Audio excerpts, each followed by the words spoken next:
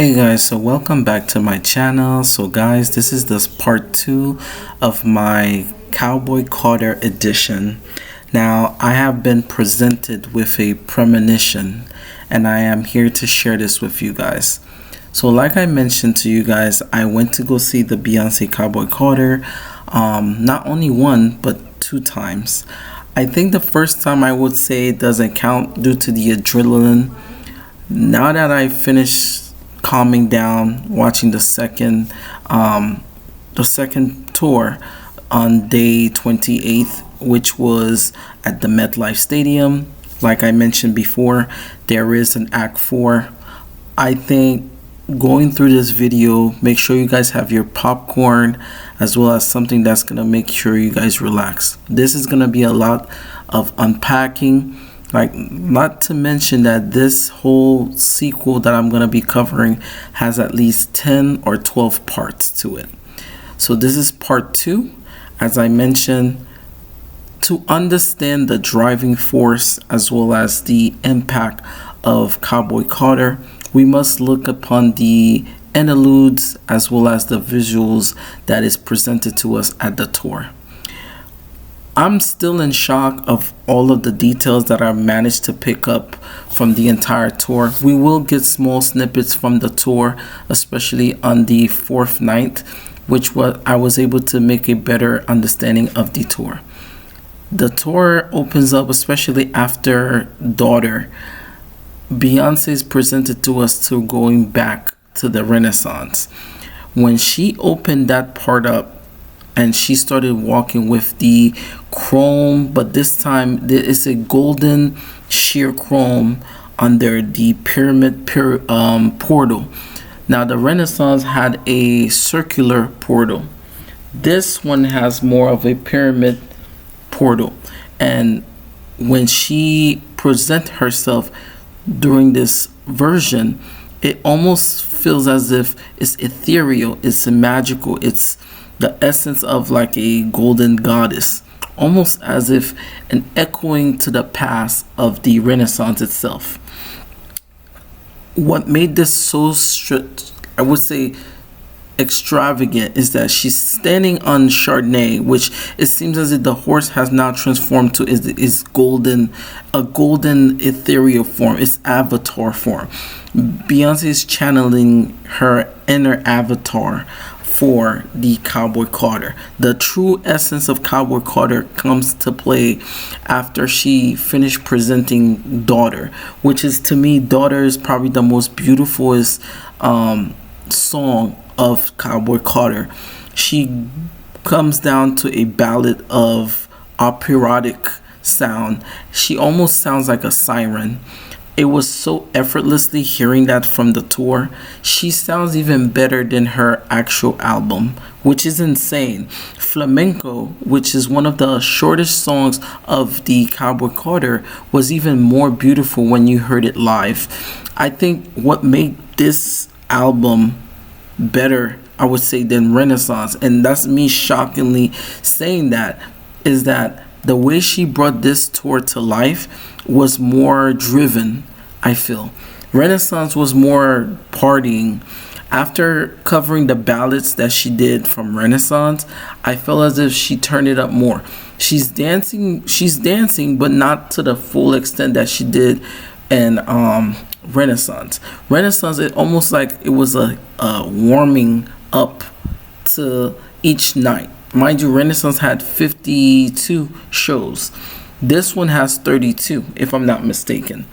And the portal of the Cowboy Carter has the star pyramid, which when her face appears to create the logo of the Echoville, or the portal, the Echoville, or different dimensions, then I could say the show becomes alive. Cowboy Carter is part of the bigger picture of Echoville. I mentioned this before, the interludes are predicting Act 3 as well as the mysterious Act 4.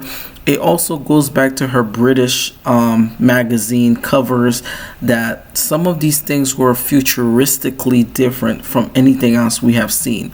And the costume changes plays a larger part into the larger story that she is explaining. With the start of American Requiem, which basically shows 13 people standing at the edge of the stadium, it almost indicating the 13 states, and the bloodshed of making the 13 states. I followed this to the T. I will definitely give you guys snippets of when I cover that from the day 4 of the entire concert. Like I say, night 4 is when I feel as if Beyonce brought even more energy. To understand Echoville, we must understand the position of where Madonna, where Prince, where Michael Jackson, where each of these artists play a part in making the Echoville become more sublime. I feel as if from the start of the Renaissance, which was Act 1, we saw the influence of Prince as well as Madonna, and now to fill in the final puzzle, Michael Jackson came into the chat now. The reason why I say this is because Beyonce is strategically playing each of the artists that influenced her. With Madonna, she did a remix of Vogue. With Prince, she's showing different things such as the purple red Corvette. She even dressed up like Prince at some point. And now with the final night of the Cowboy Carter in the Metlife Stadium, she basically inner-channeled the Michael Jackson essence by dressing similar to him but channeling the energy of Michael Jackson in the stage. If we look at all of the previous stage and how the Cowboy Carter stage is meant to represent Act 3, which is the bigger star of the planet, right? And then we start looking at the stage and how the stage is positioned. Not to mention that the Renaissance tour was literally the banjo. She did reference that she switched the different acts together, making a bigger understanding that the acts are not really all together right now. I feel as if each act are being replaced into a different position. There was this mysterious stage that was showing up online that when Beyonce released the theatrical, it was different.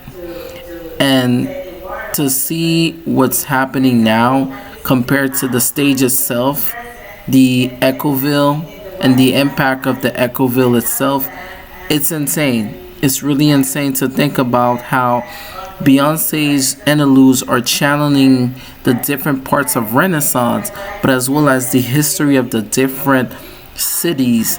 The reason why she created those different stars are for the different characters that are going to be playing in the multiverse that is called Echoville. To give you guys a better understanding of what I'm saying, let me give you guys a little preview of each of those characters which was portrayed at the tour. So we had the first character, which looks like this rebel Beyonce. We have this elegant queen like Beyonce. We have this showbiz type of circus type of Beyonce. So each of these characters, there's one that looks like Wendy's. Like Beyonce created all of these different characters, and some of these characters are, I think, gonna have a better connection than Rock. Now, what makes this even more better is that she's able to create these things so sublime, and that each character are insanely involved in the Echoville. So it seems as if we have characters for not only Act 1, which we saw, now we're getting characters from Act 2, and let me tell you this, we might even get characters from the mysterious 4th act. So far there are 42 characters. 42 characters that is basically gonna be part of the Cowboy Carter. Each city that she finished, the star basically turns white. There's this one character, it looks like Willie Nelson. She's channeling different characters, and I think by the time she gets done with the concert, she'll have more time to record the different interludes for the other acts. And so far, Cowboy Carter has been not only spectacular when it comes to a show itself, but the connection that this show has for the representation of the past legends. And I remember she said an interview in the past, or even a small interview. She said that she wanted to create an album where it channeled the different celebrities that inspired her. And I think she's doing exactly that. This was just an experience within itself, seeing her actually do this tour. Kicking off the Cowboy Carter tour is not what people expected what was going to happen at the tour. But as we know, Beyonce is the gracious queen that she is. She was able to give us such high performance in such little time. And that's what makes it so amazing, because you're seeing a person that is dedicated to their craft. And also, not to mention, I mentioned this before, Beyonce is Michael Jackson's greatest student. Like, she is like the valedictorian of the Michael Jackson Academy, due to the fact that she has learned so much from him, but also she has also learned so much from Prince as well. So there's so much that she has learned, and I cannot wait to see what she has planned for you guys. So like I said, see you guys for part 3, and I will tell you guys what needs to happen next. But like I said, this tour, if you really want to see Beyonce at her best, you need to go see the tour. And this tour is worth it. She is the greatest entertainer that we have at the moment, and it's hard to argue with that. With the collection of trilogies and multiverse that is Cowboy Carter, she has now released 2 out of the 3 acts, and Act 3 will definitely be releasing in 2026, which means she might be going on tour in 2027. Let me know what you guys think. Like and subscribe, and I'll see you guys soon. Bye bye.